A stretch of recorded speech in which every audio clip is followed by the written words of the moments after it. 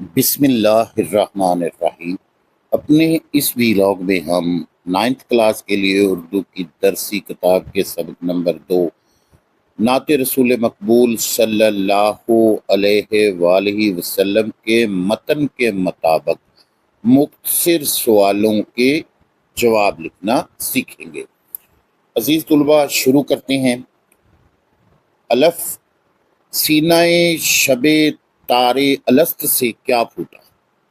جواب ہے اس کا، عالم ارواح میں جب اللہ تعالیٰ نے تمام روحوں کو جمع کیا تو اللہ تعالیٰ نے ان سے پوچھا، کیا میں تمہارا رب نہیں ہوں؟ تو سب روحوں نے یک زبان ہو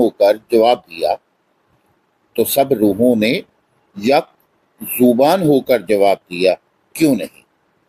آپ ہی ہمارے رب ہیں۔ اس سے نور اولین کا اجالا پھوٹا، جس کی پہلی کرن ہمارے نبی پاک خاتم النبیین صلی اللہ علیہ وآلہ وصحبہ وسلم ہے۔ بے، سوال ہے، شاعر کے نزدیک اس کائنات میں سب کچھ کس کے واسطے پیدا کیا گیا ہے؟ جواب ہے اس سوال کا، شاعر کے نزدیک اس کائنات میں سب کچھ آقا نبی کریم خاتم النبیین کے واسطے پیدا کیا گیا۔ اگر آپ کو پیدا کرنا مقصود نہ ہوتا تو اللہ تعالیٰ اس کائنات میں کچھ بھی پیدا نہ فرماتا۔ جیم، سوال ہے، جلتے ہیں جبریل کے پر جس مقام پر، اس کی وضاحت واقعہ معراج کی روشنی میں کریں۔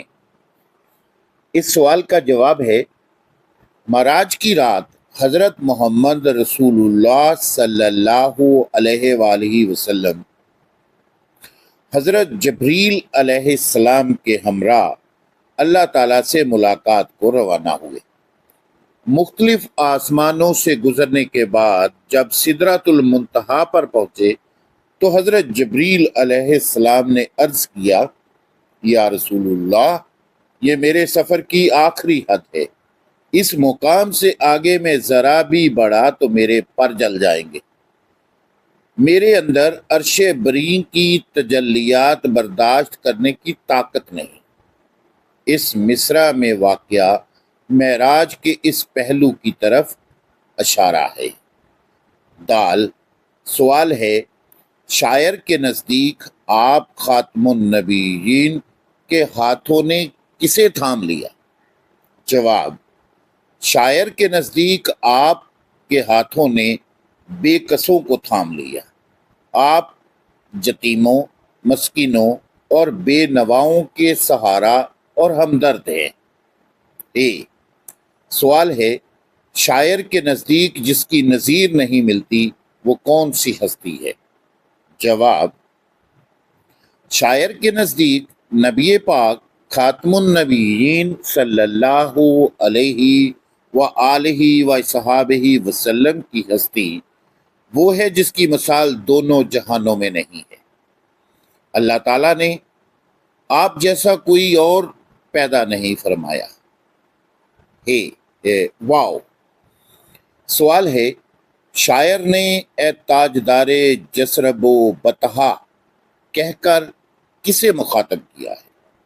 اس سوال کا جواب ہے کہ شاعر نے اے تاجدار جسرب و بطحا کے ندائیہ الفاظ میں، ندائیہ الفاظ ہوتی ہے آواز دینے کے انداز میں، حضور نبی کریم صلی اللہ علیہ وآلہ وصحبہ وسلم کی ذات گرامی کو مخاطب کیا ہے۔ آپ کے علاوہ مدینہ منورہ اور مکہ مکرمہ کا کوئی بادشاہ نہیں ہے۔ سوال نمبر 3 ہے، اعراب لگا کر تلفظ واضح کریں۔ تو شب تار الست، اس پہ اعراب لگے گا، شین کے اوپر زبر آئے گی اور بے کے نیچے زیر، یہ پڑھا جائے گا شبے، اور تار تے کے اوپر زبر آئے گی، اور الست جو ہے اس کا تے الف تا جو ہے تار کا، تو تے کے اوپر زبر اور الف پر زبر الست کے اور لام پر زبر سین پہ آئے گی جزم۔ تو اس طرح سے اس لفظ کو پڑھیں گے۔ ترکیب ہے یہ پوری دو لفظوں سے مل کر، تین لفظوں سے مل کر ایک ترکیب بنی ہے، شب تار الست۔ اگلی ترکیب ہے غایت اولا۔ اب گین پر زبر ہے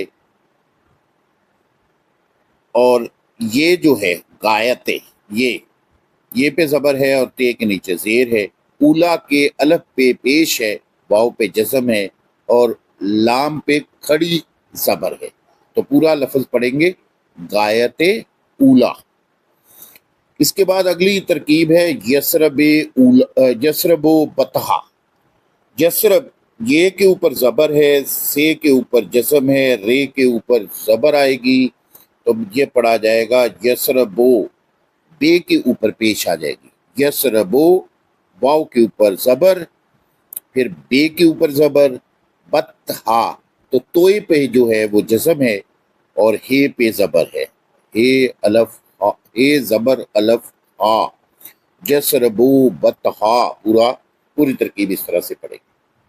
اس کے بعد ہے نور اولی۔ نون کے اوپر پیش ہے، واو پہ جزم، رے کے نیچے زیر، تو یہ پڑھیں گے نور اولی۔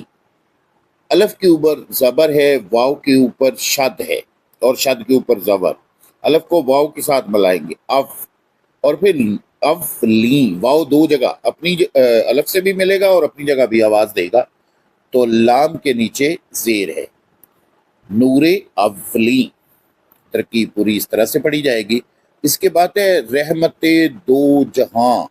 رے کے اوپر زبر، ہے پر جزم اور میم جو رحمت کی ہے اس پہ زبر آئے گی اور تے کے نیچے زیر آئے گی، تو پورا لفظ اس طرح سے پڑھیں گے رحمت دو، دال کے اوپر زبر، واو دو، اور جہاں، جیم کے اوپر زبر، ہے کے اوپر زبر، الف اور پہ گنا، تو یہ پورا بن جائے گا جہاں۔ تو پوری ترکیب مل کے پڑھیں گے رحمت دو جہاں۔ امید کرتا ہوں عزیز طلباء آج کا سبق آپ اچھے طریقے سے سمجھ گئے ہوں گے۔ اپنی رائے کا اظہار ضرور کیجئے گا اور ویڈیو کو اپنے دوستوں کے ساتھ ضرور شیئر کیا کریں۔ اجازت چاہتا ہوں، اللہ حامی و ناصر۔